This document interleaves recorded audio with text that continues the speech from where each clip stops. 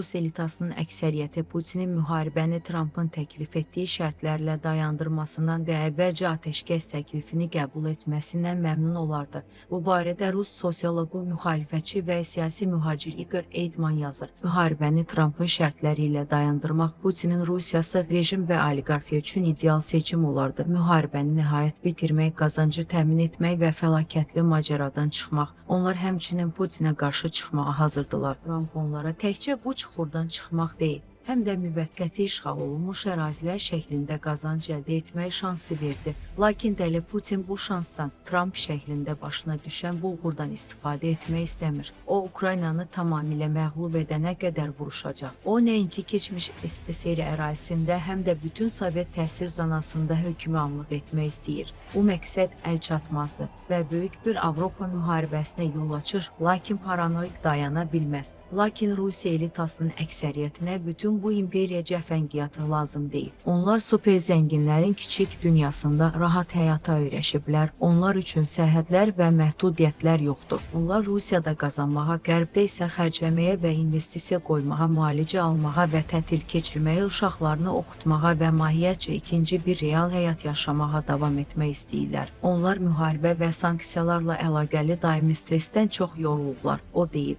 Diktatoru siyasəti hakim elitanın maraqları ilə ziddiyyət təşkil etdikdə çevriliş ehtimalı kəskin şəkildə artır. Lakin hələ buna çox var. Onlar Putindən nüvə müharibəsindən daha çox qorxurlar. Lakin nəsə dəyişməyə başlaya bilər. Moskvadan bir şayə eşitdim ki, Putini barışığa razı salmağa çalışırlar. Abramoviç, Dmitriyev və hətta Şoyqunun da bu işə cəlb olunduğu iddia edilir. Bunun təsdiqi olaraq Telegram kanalları Abramoviç və digər oliqarxlarla görüşən Şoyqunun bəzi gözlənilməz şübhəli fəaliyyəti barədə yazırlar. Əgər bu doğrudursa, bu artıq irəliyə doğru bir addımdır. Əlbəttə, Putin onları qovacaq və bəlkə də cəzalandıracaq. Bəlkə onda onlar Pavelin ətrafı və ya Beryanın dostları kimi ondan qorxularını aşacaqlar, o əlavə edib.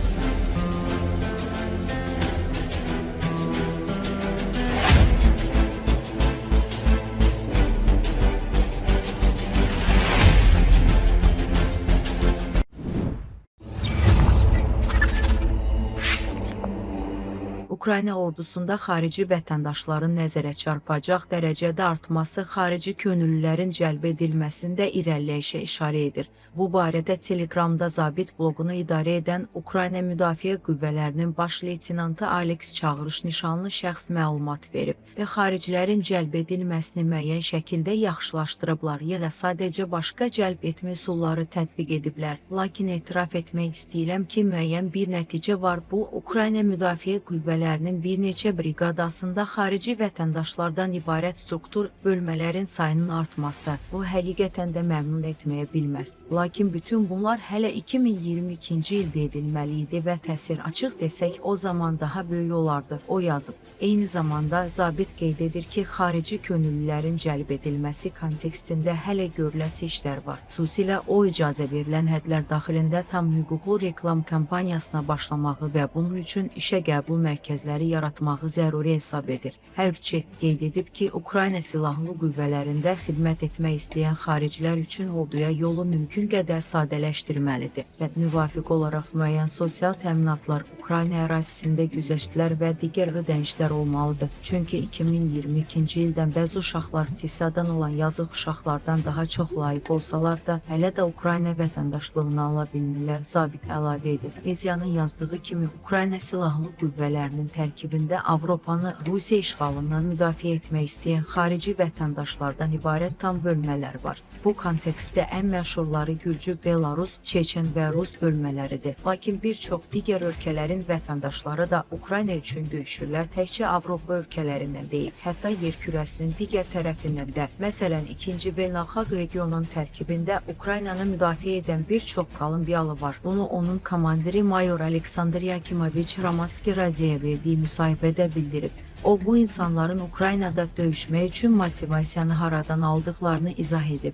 Yakimoviç qeyd edib ki, Latın Amerikası indi kommunizmdən çox əziyyət çəkir və əvvəllərdə əziyyət çəkib və tarixi olaraq belə olub ki, onlar bununla mübarizə aparırlar. Bu, eyni səviyyəli mübarizə deyil, lakin yenə də bütün tarixləri boyu kommunizmdən çox əziyyət çəkiblər. Çünki Sovet İttifaqı bu bölgəyə təsir etmək, ABŞ-a müqavimət göstərmək üçün çox çalışıb və bu, əlbəttə ki, tarixdə və bu insanların anlayışında öz izini qoyub, hərbçi qeyd edib. Onun sözlərinə görə bu baxımdan onlar azadlığın nə olduğunu və niyə Ukraynada olduqlarını mükəmməl başa düşürlər.